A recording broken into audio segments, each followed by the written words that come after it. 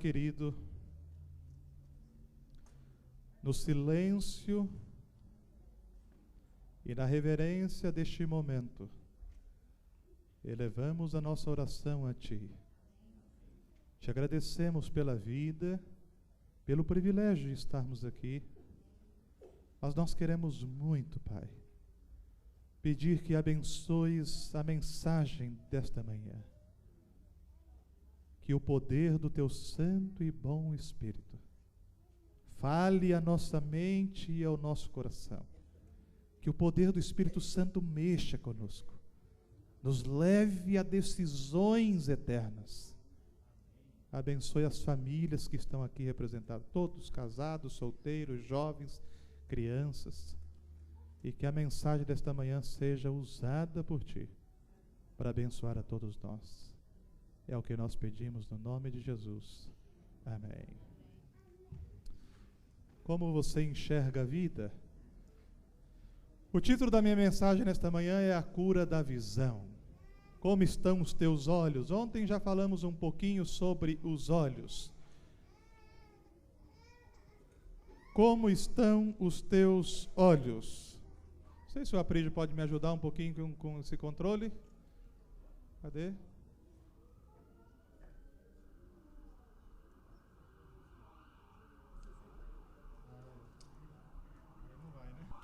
Como estão os teus olhos? Como você enxerga as coisas da vida?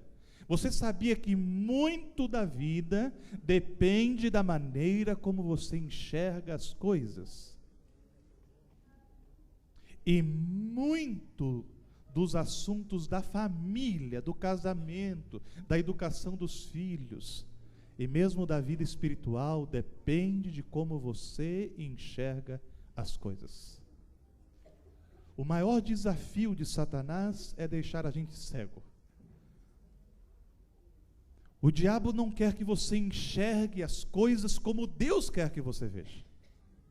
O diabo não quer que você enxergue o privilégio de ter uma família, de ter um casamento abençoado, de estar na igreja. O diabo não quer que você enxergue o céu, as promessas de Deus, a eternidade. O diabo quer nos deixar cegos. Você hoje é cego ou você pode ver? Como você tem enxergado? Talvez você esteja pensando, não, pastor, eu não sou cego, eu estou enxergando tudo. Não, mas eu estou perguntando no sentido psicológico e espiritual. Você está enxergando bem as coisas da sua vida? Será que o mundo não tem deixado você cego? A ponto de não enxergar mais aquilo que realmente é importante? Como você enxerga a vida? Pode passar mais um? Abra sua Bíblia em Marcos capítulo 10. Marcos capítulo 10. Marcos capítulo 10.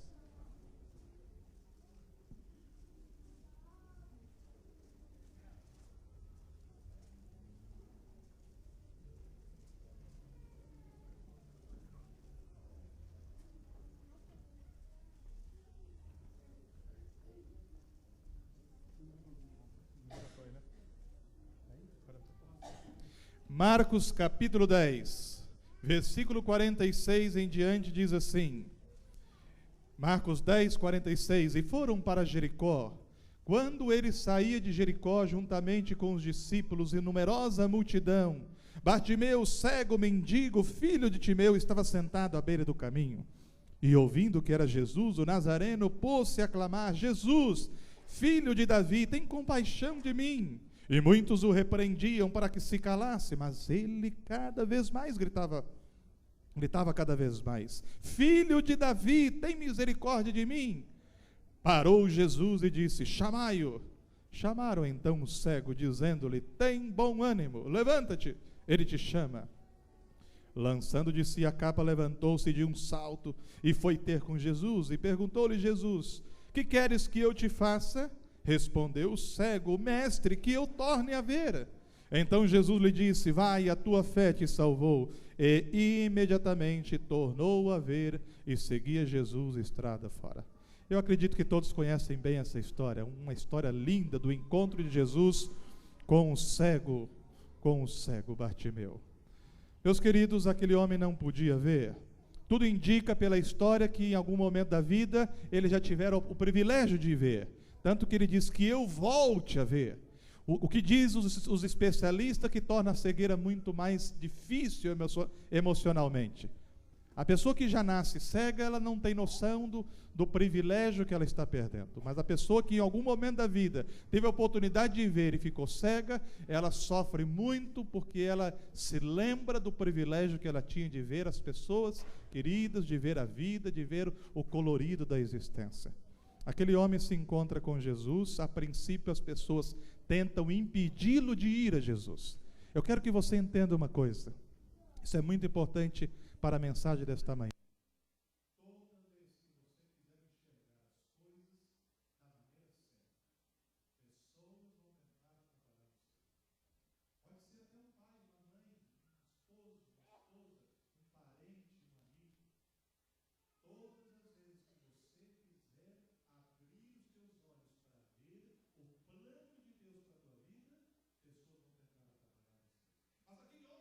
Terminado, eu quero voltar a ver, e eu sei que Jesus pode me ajudar, e ele vai ao encontro de Jesus. E quando Jesus o encontra, Jesus faz uma pergunta que a princípio parece um pouco absurdo, dura. Que queres que eu te faça?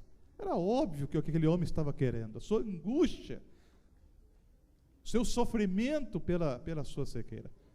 O que queres que eu te faça? Por que Jesus fez essa pergunta? Sabe por quê? Em outras palavras, o que Jesus estava perguntando para aquele homem é o seguinte: você tem certeza que você quer voltar a ver?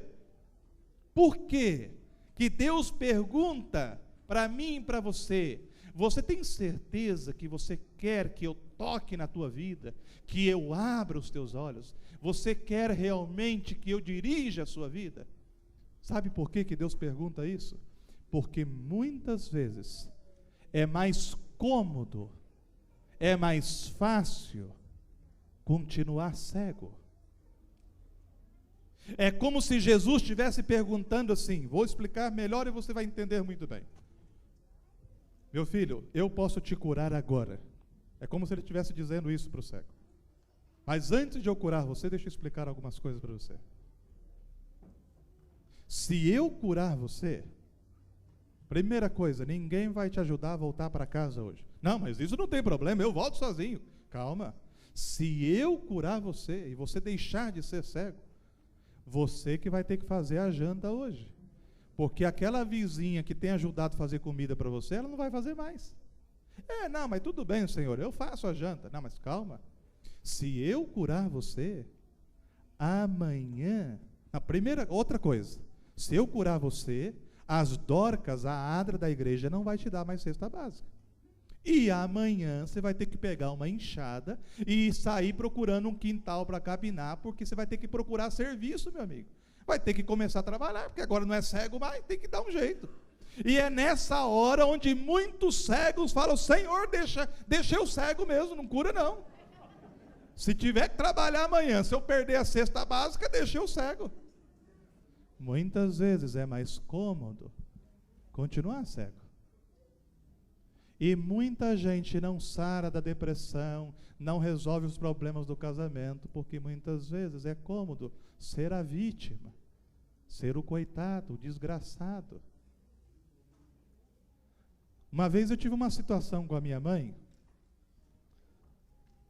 A minha mãe é viúva, e minha mãe então, ela me ligava, toda vez que me ligava, estava num sofrimento. Um dia ela me ligou, e aquele dia eu fiquei mais preocupado que nos outros dias. Atendi o telefone: oi mãe, tudo bom? Não está bom não, filho, eu estou muito mal. Eu queria muito que você viesse aqui me ver e trouxesse os meus netinhos, queria muito ver meus netinhos. E eu morava uns 200 quilômetros, umas 130 milhas de distância. Falei: mãe, eu não posso ir agora. Mas vem, filho, eu quero que você venha, porque eu estou morrendo, eu vou morrer, filho. E eu não posso morrer sem ver você, ver meus netinhos, vem me ver. E eu fiquei preocupado, falei: acho que minha mãe está falando, você está morrendo mesmo. E eu desliguei o telefone, despedi dela e liguei para o meu irmão, que mora na mesma cidade que minha mãe. E eu falei para o meu irmão: olha, eu estou preocupado com a mãe. Mas por quê? Porque eu falei com ela agora, ela disse que está muito mal, está muito triste, que está morrendo, e para mim ir ver ela, levar os netinhos, E o meu irmão falou, mal? A mãe não está mal não, ela acabou de sair do meu escritório aqui há 30 minutos, estava rindo comigo aqui. E eu pensei, sem vergonha dessa velha, está me enrolando. Está me enrolando. Por quê, irmão? Porque toda vez que ela falava assim, ai, estou mal, vem me ver, eu pegava o carro e corria lá. Quando estava tudo bem, eu falava, eu vou, daqui um mês eu vou. Marco, vem, corria lá. E eu liguei para ela, ô mãe, tudo bem? Não bem nada, filho, você já saiu? Não saí, nem vou sair. Eu fiz um plano aqui com a minha família, eu só vou ir ver a senhora e levar os netinhos para a senhora ver, só quando a senhora estiver boa. Ah, então pode vir, filho, que eu já sarei, pode vir. Então, muitas vezes, é gostoso ser a vítima, né? Entende, irmão? Eu vou contar uma outra história para você entender melhor ainda esse assunto. Isso aconteceu com um amigo meu. A esposa ficou muito doente, muito mal, e eu fui visitar a esposa, ela estava muito mal, e o marido muito preocupado. E quando eu saí do quarto, muito depressiva, e a depressão desencadeou outras enfermidades, e um problema na pele e tudo mais, tudo pelo sentimento depressivo, etc. E quando eu saí do quarto, conhecia bem o casal, eu saí e falei para o esposo, eu preciso falar com você, vem aqui. E ela estava já vários dias no hospital e não melhorava e cada vez pior. E eu falei para ele, eu tenho uma notícia ruim para te dar. Ai, pastor, pelo amor de Deus, o que aconteceu? Eu falei, calma, senta aí. Não, pode falar em pé, não, senta que é melhor. Eu tenho uma notícia dura para te dar. A tua esposa não vai sarar nunca. Ai, meu Deus, pastor, não fala um negócio desse. Por que o senhor está falando isso? Eu falei, calma que eu vou te explicar. Quando a tua esposa estava boa, você tratava ela que nem um cavalo, dando 3, 4 coices por dia. Só na pancada, só com palavras duras, só crítica. Agora que ela ficou doente, lá no quarto tinha Yakult, Danonin, suco bom, cartãozinho. Sabe aqueles cartão musical que você abre e toca uma musiquinha? E tinha flores, tudo que ele nunca fez. A coitadinha, ela não tinha culpa não. O que ela pensou? Nossa, o homem que eu pedi para Deus. Agora eu não vou sarar mais não, vou ficar doente. Tá bom assim. Ai, que gostoso, eu vou ficar doente. Está entendendo, irmão? Por isso que Jesus perguntou, o que é que você quer que eu te faça? Ai, Senhor, eu quero que Deus abençoe o meu casamento. Tem certeza? Você tem certeza que você quer que Deus mude a sua família, o seu casamento, a sua cabeça? Porque muitas vezes queremos as bênçãos de Deus, mas não queremos as mudanças que isto geram. A responsabilidade envolvida quando Deus faz um milagre em nossa vida. Senhor, eu quero as bênçãos, mas quero ficar do jeito que está. Deixa eu cego mesmo. Porque muitas vezes é confortável ser o coitado, o desgraçado, porque no fundo, muitas vezes oramos, clamamos, choramos, pedimos oração, mas não queremos mudar. Porque quando Deus abre os nossos olhos é um privilégio, mas muitas responsabilidades virão. Você tem certeza que você quer mudar? Essa é a grande pergunta. Meus queridos, o maior sonho de Deus é curar os nossos olhos. E vou dizer uma coisa triste. Tem muita gente na igreja que já foi batizado, está na igreja, mas continua sem enxergar nada.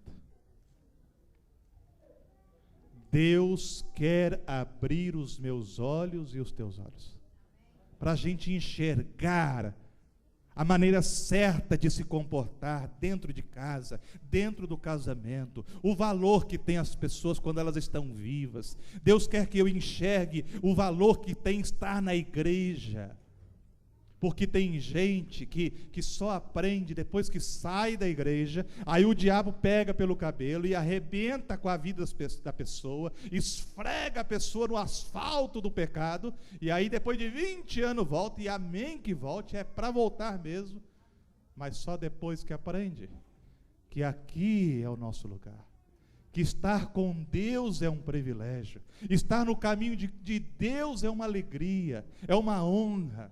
Mas muitos não enxergam. Estamos com uma tapa nos olhos. E com todo respeito, em nome de Jesus, talvez eu esteja falando nesta manhã para alguém que está cego. Você não enxerga mais as coisas. Deus quer curar os teus olhos, e os meus também. E quando Deus toca nos nossos olhos, como tocou nos olhos daquele cego, a gente começa a entender as coisas, enxergar melhor. Deus quer nos dar olhos diferentes. 4 tipos de olhos eu quero falar para você nesta manhã. Primeiro, Deus quer nos dar olhos do quê? De águia. Olhos de águia. Qual é a principal característica dos olhos da águia? Qual é? Enxergar longe, ver longe, ter planejamento, objetivos da vida, olhos de águia. Mas tem muita gente na igreja que tem olhos de galinha. Você já observou uma galinha? A galinha fica o dia inteiro olhando para o chão. Já percebeu? E só procurando porcaria para comer. E tem gente que vive assim, ó. Só olha para as coisas ruins, só olha para o que deu errado, só critica, só reclama, não ajuda em nada. É o primeiro que reclama, mas é o primeiro a correr na hora de trabalhar. Tudo está ruim. Ontem eu já falei um pouco disso. Tudo está mal. Mas pastor, o que isso tem a ver com família? Tem tudo a ver com família, irmão. Deus quer te dar olhos de águia, planejamento, objetivos na vida. E uma coisa que é triste, irmão, é que tem muito crente, muitos cristãos que não crescem na vida. Não estou falando só de crescer financeiramente, estou falando de crescer em todas as áreas da vida, porque tem olhos de galinha. Tem muita gente que confunde com cristianismo com ser coitado. Eu sou um desgraçado mesmo, a cruz que Deus me deu, a minha vida é uma miséria, é assim, e fica naquela miséria. E você é filho de Deus, não é para viver como galinha, é para viver como águia. O livro de Isaías diz: voarão como águia. Deus tem bênçãos para você, mas Ele não pode te abençoar se você fica só olhando para as coisas ruins, só para o chão. E outra coisa, irmão, uma coisa muito importante, tem que ter garra. Hoje à tarde eu vou falar um pouquinho para os jovens sobre isso. Entusiasmo, irmão, é uma coisa que falta a muitos membros da igreja. É aquela alegria de viver, entusiasmo, uma coisa que ofende a Deus, irmão. E tem muito disso, hein? Muito disso. É o cristão que vive arrastando a perna assim. Tá bom, tô indo. Vai cantar, canta assim, ó. Seja o coração alegre. Como pode, irmão? Entusiasmo. E eu tenho, não é o entusiasmo falso do mundo, da pessoa que vai no baile, pula, depois volta para casa e sente vazio no coração. Não é disso que eu estou falando. É o entusiasmo de ter a certeza de que Deus está comigo, a alegria de estar na igreja, de estar indo para o céu, mas viver com entusiasmo, irmão. Tem crente que vive com a cabeça baixa. Tem alguns, com todo respeito, irmão, você vê a cara do indivíduo, parece que o trem passou em cima e deu ré ainda. De tanto desânimo, de tanta preguiça. Vamos para o jantar. Ai, Deus me livre, se eu tiver que ir lá em casa e voltar, pelo amor de Deus, eu fico lá mesmo. Vamos para acampamento. Acampamento não. E é curioso, se não tem acampamento, a igreja não tem mais. E fica aquele saudosismo, 20 anos atrás que era bom. Esse dia eu falei lá na minha igreja, 20 anos atrás era bom porque tinha acampamento. Meu irmão, esse ano também teve, você não foi. Não é o tempo que mudou, é você que mudou. Porque há 20 anos atrás você ia, agora você não vai mais. Está faltando programa na igreja. Mentira, irmão. Semana passada tivemos uma semana de oração, você não veio dia nenhum. Você que mudou. Com o desânimo, com a preguiça, com o espírito crítico. E isso é uma dinamite, uma desgraça para o casamento. Vamos chupar um sorvete. Sorvete é caro, Deus me livre, e faz mal para a garganta. Vamos dar uma volta ali. Nada. Vamos no encontro de casais. De novo, é tudo a mesma coisa. Entende, irmão? Tem gente, e talvez você seja uma delas, e se é, ore a Deus e fala: Senhor, o pastor tem razão, eu preciso mudar, me ajude. Olha, eu vou mostrar um vídeo para você, só que eu vou precisar da ajuda do pessoal lá atrás. Tem gente que é desse jeito aqui, ó. Coloca o vídeo do urso aí. Olha o entusiasmo desse urso.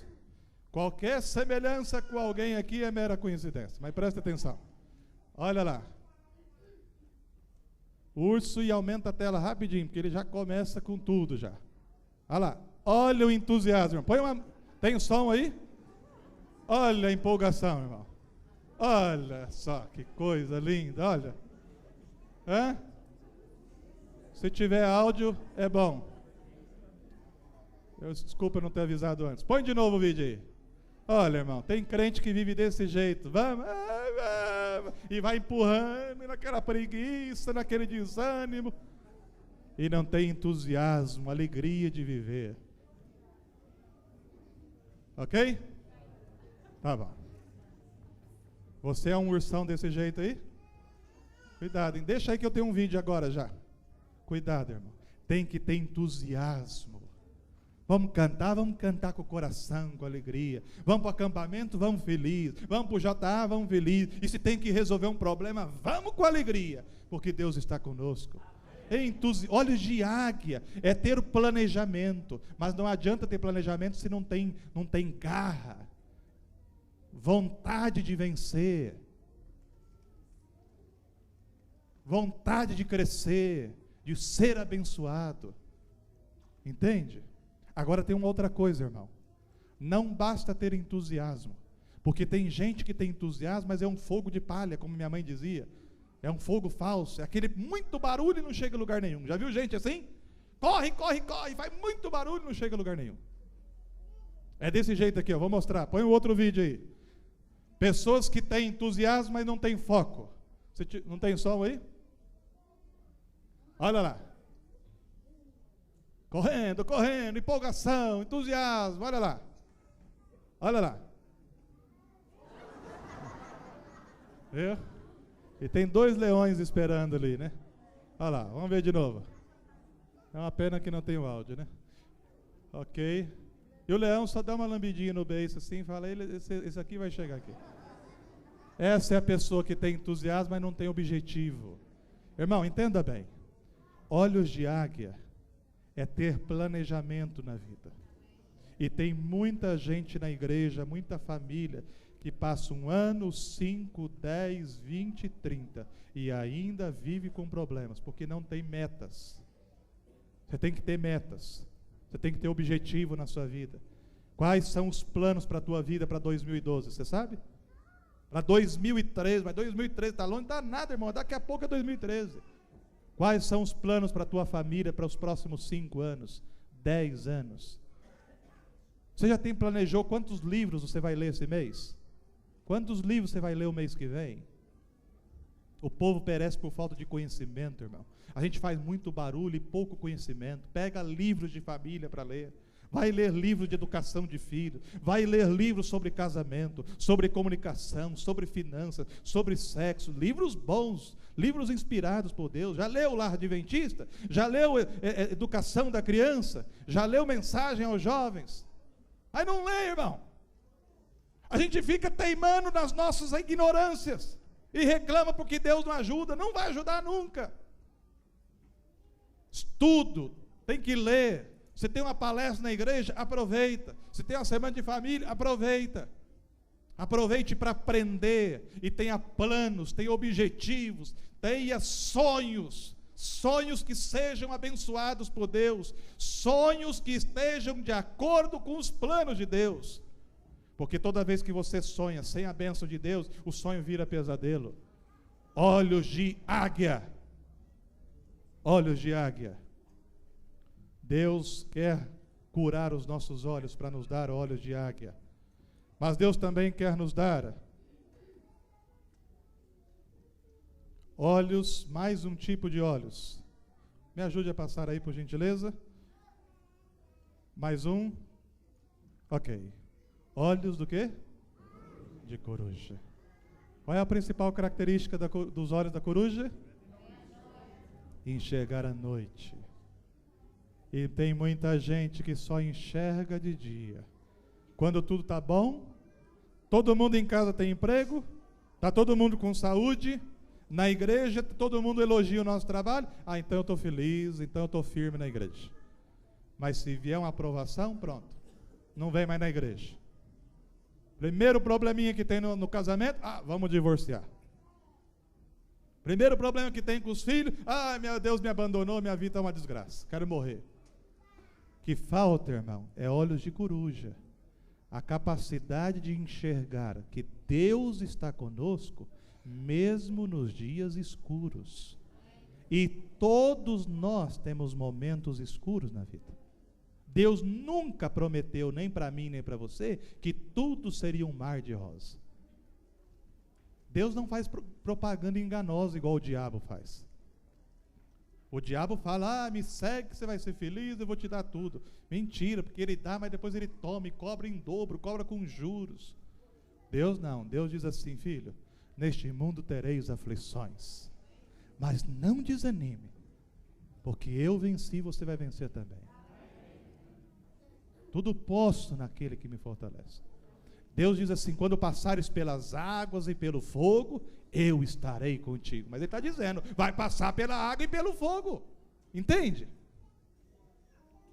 Tem que parar com essa mania de que todo problema que tem, vamos separar, todo problema que tem, estou chateado com todo mundo. Todo problema que tem, não vou mais na igreja, não estudo a Bíblia, não estudo uma lição. Você não entendeu ainda que é isso que o diabo quer que você faça? Que vai ficar pior as coisas. Deus quer criar em mim, você, uma estrutura capaz de enfrentar os temporais. Se está tudo bom, estou na igreja, estou firme, estou ajudando, estou cantando. E se tudo estiver mal, eu continuo aqui, firme, cantando, louvando a Deus, porque Deus continua comigo. Temos que parar com essa mania de sermos crentes geleias, crente que vai assim, aquela moleza. Não, firmeza. Se estiver passando por um momento escuro, que eu não entenda nada, difícil, ainda assim confiarei em Ti. Entende, irmão? Pastor, o senhor está falando isso porque o senhor não conhece minha vida. Não conheço mesmo. Mas eu sei o que é dias escuros. Há 10 anos atrás eu fui fazer o funeral da minha avó. Eu tive uma infância difícil. O meu pai era um empresário bem-sucedido, um homem bem de vida, ancião da igreja, e com 32 anos de idade ele foi pescar num rio com um pastor da igreja e alguns amigos. O barco virou, o meu pai era o que mais sabia nadar, e ele falou, olha, o barco virou, não conseguiram recuperar o barco, e ele falou, vocês vão nadando que eu vou tentar recuperar alguma coisa aqui, e ele teve uma cãibra muito forte, e nunca mais voltou para casa. Meu pai morreu com 32 anos afogado no rio. Foi muito difícil, eu tinha 7 anos de idade. Mas há 10 anos atrás, irmãos, foi um dia muito difícil na minha vida. Eu recebi um telefonema na quinta-feira à noite, dizendo, Odair, a avó morreu. A minha avó era uma pessoa muito querida, uma mulher de Deus. Ela morava numa cidade de 200 quilômetros da onde eu estava trabalhando como pastor. Eu disse, eu não posso ir hoje. O meu sogro está vindo do Mato Grosso do Sul para cá, vai passar uma semana com a gente, vai chegar sexta de manhã, eu tenho que esperar ele chegar, vou pegar ele na rodoviária e depois eu vou para o funeral. E assim eu fiz. O sogro chegou, tomou um pequeno almoço e aí fomos então para Araçatuba, de Marília para Araçatuba, 200 quilômetros. Peguei minha mãe no meio do caminho, minha mãe muito triste, porque havia perdido a mãe, e fomos para o funeral da minha avó. Eu, minha esposa, os 2 filhos e meu sogro. O dia inteiro no funeral, sepultamos a avó, eu fiz a mensagem, foi um dia muito triste. Na volta, estava no meio do caminho, deixei minha mãe na casa dela e voltando, uma pessoa com uma caminhonete foi fazer uma ultrapassagem proibida, pegou o meu carro de frente e o meu carro ficou desse jeito aí, ó. Mas não estou entendendo, é porque é assim mesmo que ficou, todo, não dava nem para ver que era um carro. Eu fiquei 1 minuto desacordado, acordei sem saber o que estava acontecendo, saí do carro, dei a volta, tentei acordar a minha esposa.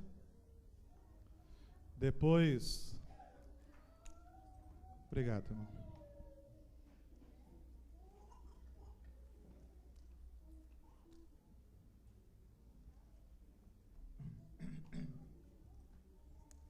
Tentei acordar minha esposa. Não estava entendendo muito bem o que estava acontecendo. O meu filho mais novo chorava muito. E quando eu olhei para o meu sogro, vi sangue e falei, alguma coisa está errada. Voltei, peguei meu filho mais novo, que estava com 3 anos no colo. Nisso começou a chegar gente. E eu comecei a falar para as pessoas que se aproximavam, pega esse menino do meu colo que ele vai cair, eu não estou conseguindo segurar mais ele. E ninguém tinha coragem de segurar porque tinha muito sangue. E eu me lembro de uma senhora que parou o carro, atravessou a rodovia e no instinto, acho que de mãe, pegou o menino. A ambulância chegou as polícias. Eu liguei para o meu irmão, avisei, aconteceu um acidente. Estava chuviscando, eu me ajoelhei no asfalto, escorado ali no carro do resgate e disse, Senhor, eu não estou entendendo o que está acontecendo. Mas seja o que for, eu continuarei confiando em Ti. Me ajude, Senhor. Quando eu me levantei da oração, tentei voltar para o carro, 2 policiais me cercaram, e eu quis ficar até enfrentá-los. Falei, não, eu quero ir lá, você não pode ir. E aí eles, com muita sabedoria, me abraçaram e disseram assim, os teus 2 filhos estão naquela ambulância, estão indo para o hospital. Essa outra ambulância vai levar você, vai para lá, os teus filhos vão precisar de você. E eu fui. Quando eu cheguei no hospital, estava em cima de uma maca. Uma enfermeira chegou e disse, a tua esposa e o pai dela morreram. Eu tinha 28 anos de idade.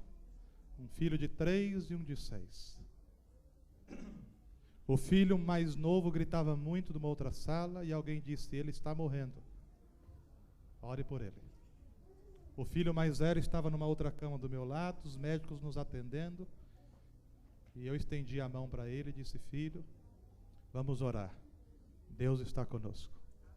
E os médicos pararam e as enfermeiras para ouvir nossa oração. Foi um dia muito escuro.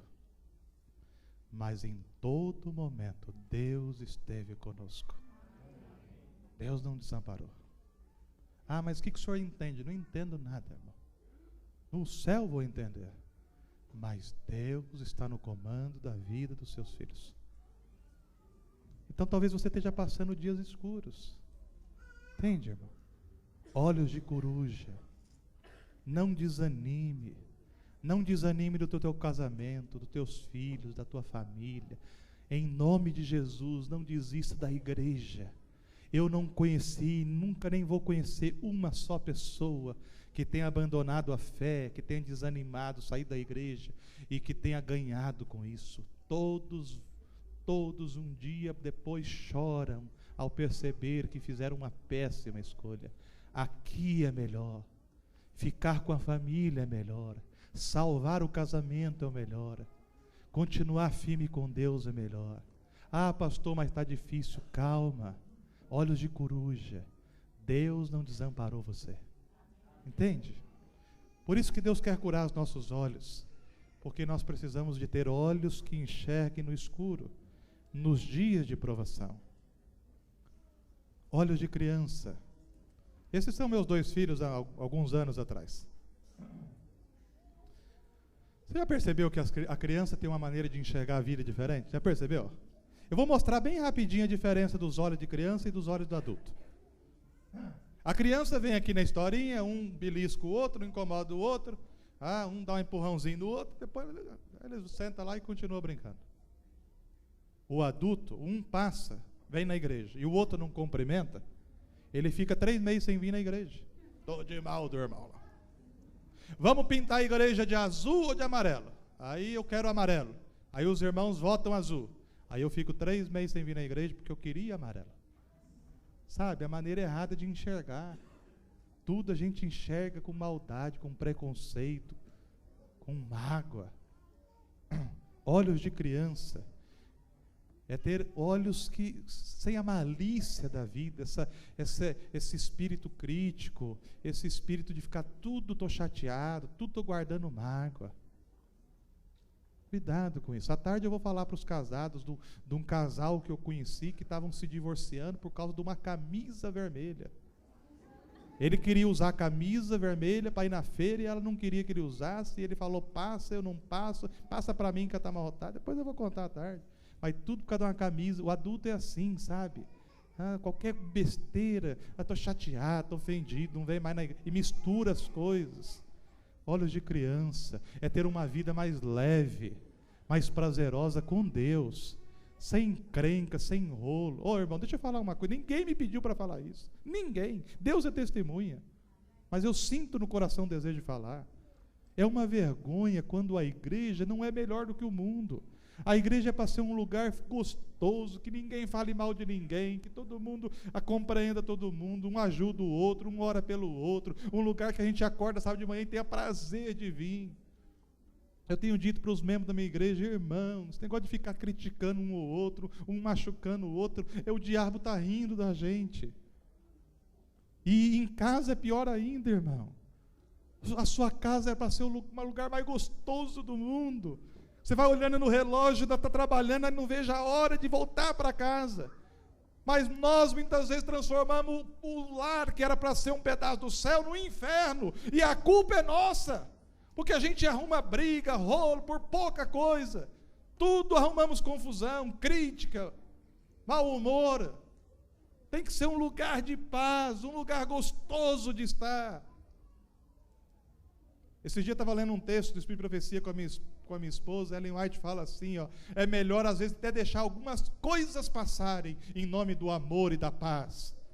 Essa mania de que tudo tem que ser no lugar, na hora certa, do jeito que eu quero, e tudo assim, e por causa disso a gente briga, arruma confusão, está pior, irmão.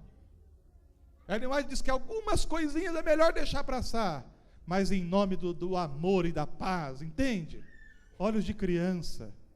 Deus quer nos dar olhos de criança. E para terminar a minha mensagem, olhos de Cristo.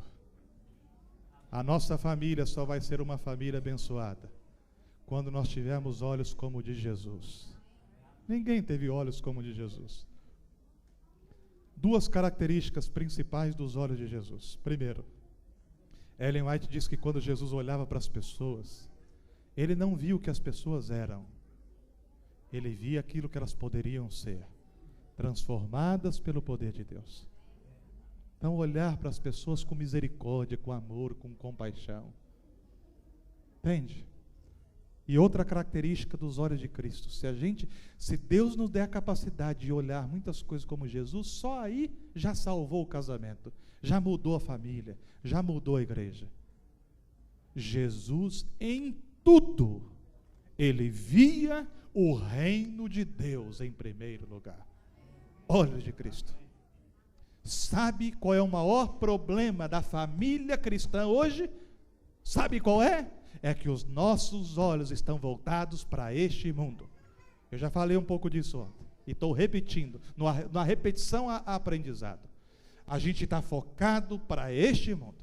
Os nossos planos, os nossos sonhos, todos eles estão voltados para este mundo. A gente canta sobre a volta de Jesus, mas não vivemos como se ele realmente fosse voltar. Olhos de Cristo, irmão, é olhar além deste mundo, é olhar a eternidade, é olhar o céu, é olhar a vida eterna, é fazer do céu, da vida eterna, a prioridade dentro da minha casa. Porque o dia que o céu for a prioridade na minha casa, aí eu vou fazer culto familiar, porque eu vou entender que culto familiar é importante para levar meus filhos para o céu. O dia que o céu for o foco principal dos meus olhos, aí, irmão, eu vou apoiar meu filho nos bravadores, na banda, no coral, no conjunto, porque eu vou entender que isso é importante para levá-lo para o céu. O dia que o céu for o foco dos meus olhos, eu vou gastar mais dinheiro com as coisas de Deus e menos com as coisas do mundo, porque há filhos da igreja que têm um celular, mas não tem uma Bíblia. Tem um videogame, mas não tem uma lição da escola sabatina. E nós, pais, somos responsáveis. E eu não sou da opinião do extremismo, de levar tudo na pancada, não. Com amor, com carinho, mas Deus primeiro. O reino de Deus primeiro. O dia que os meus olhos estiverem voltados para a eternidade, eu vou ter tempo para orar com a minha esposa. Eu vou ter tempo para orar com o meu marido. Eu vou ter tempo para vir na igreja, para vir no JA, para vir na social da igreja com os filhos. Eu tenho falado lá na minha igreja, pastor, ora para os meus filhos. Vou orar, irmão, mas não basta orar, irmão. O senhor chega às 11 horas da manhã na igreja, não vem nenhum JA, e na social da igreja você fica em casa, mas não traz os filhos para a social. Como é que eu vou orar pelo senhor? Deus tem que abrir meus olhos para eu entender o privilégio que é estar na igreja com a minha família. De vir no JA, e social, mas é social, mas a social é melhor ter os nossos filhos aqui na quadra da igreja do que soltos pelo mundo, mas eu tenho que apoiar, eu tenho que vir com eles, vim feliz. Se vamos acampar, esse ano eu fui acampar com meus filhos no Campuri, uma semana, dormindo no chão duro e tomando banho de mangueira, irmão, mas eu estava lá com os meus filhos.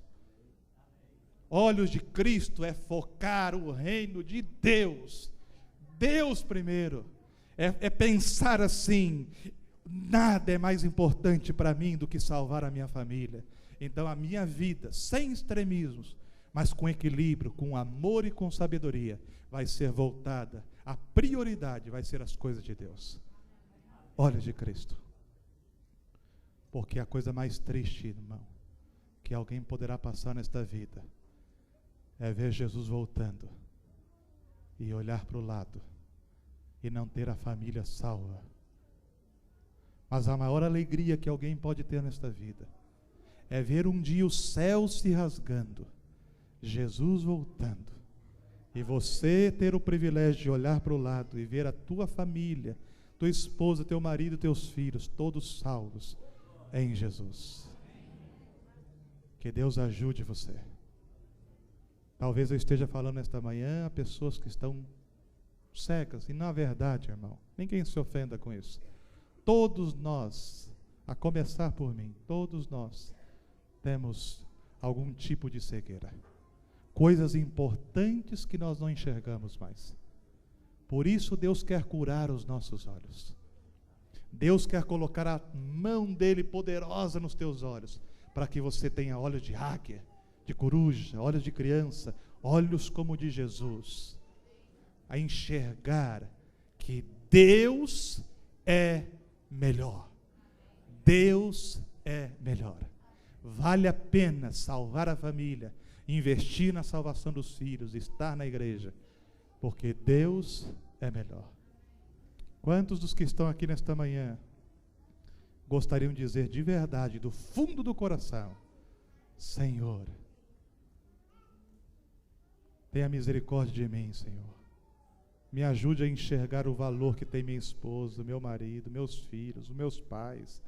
Me ajude a enxergar o valor que tem estar na igreja. Ó Senhor, cure os meus olhos. Abençoe a minha casa. E me ajude a enxergar como Jesus. Enxergar Deus em primeiro lugar.